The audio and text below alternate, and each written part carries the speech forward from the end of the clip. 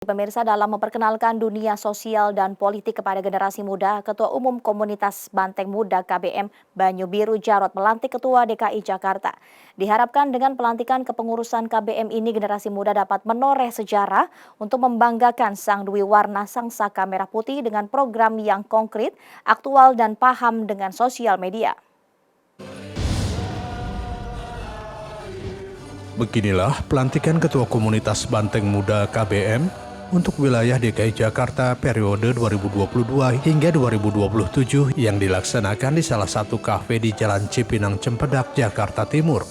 Para pengurus wilayah DKI Jakarta ini dilantik langsung oleh Ketua Umum KBM Banyu Biru Jarot dan dihadiri oleh anggota Komisi 6 DPR RI fraksi PDI Perjuangan, Sondang Tiar Deborah Tampu Bolon. Ketua Umum KBM Banyu Biru Jarot berpesan kepada Ketua KBM DKI Jakarta bahwa ini merupakan awal perjuangan. Menurutnya, di masa muda ini, para anggota bisa menorehkan sejarah dengan bekerja sebaik-baiknya dan dengan hati dan niat yang tulus, sehingga dapat membanggakan Sang Dwi Warna Sang Saka Merah Putih.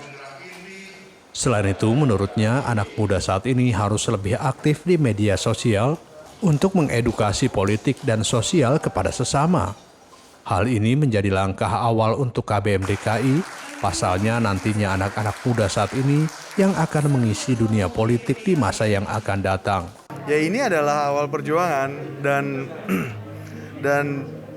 inilah di masa muda bagaimana kita bisa menorehkan sejarah seperti saya katakan tadi, bekerja sebaik-baiknya dengan hati, dengan niat yang baik, sehingga dia juga bisa menorehkan tinta sejarah yang insya Allah dengan tinta emas untuk membanggakan Sang Dwi Warna Sang Saka Merah Putih dengan program-program yang konkret, yang aktual, yang anak muda, yang hype, yang zaman now, yang sangat aware dengan social media, dengan TikTok, dengan generasi Z. Karena ya ini yang namanya edukasi itu seperti ini.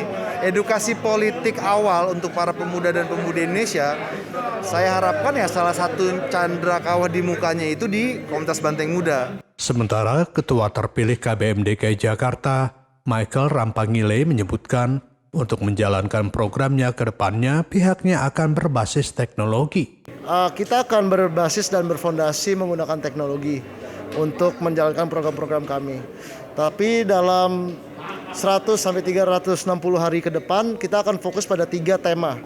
Yaitu pertama Women Empowerment, karena juga kita juga di sini di KBM DKI diramaikan dengan begitu banyaknya perempuan yang niat dan giat untuk masuk dalam KBM. Dan yang kedua adalah isu kesehatan stunting, bahwa di Jakarta itu masih terdapat 16,5%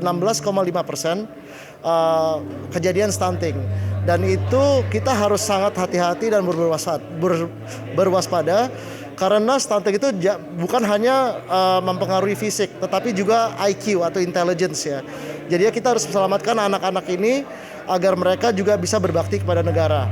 Dan yang paling kita nantikan itu adalah program-program e-sport kepemudaan lah, di mana di situ kita akan menggait begitu banyak anak muda untuk bersatu, bermain bersama melalui media e-sport.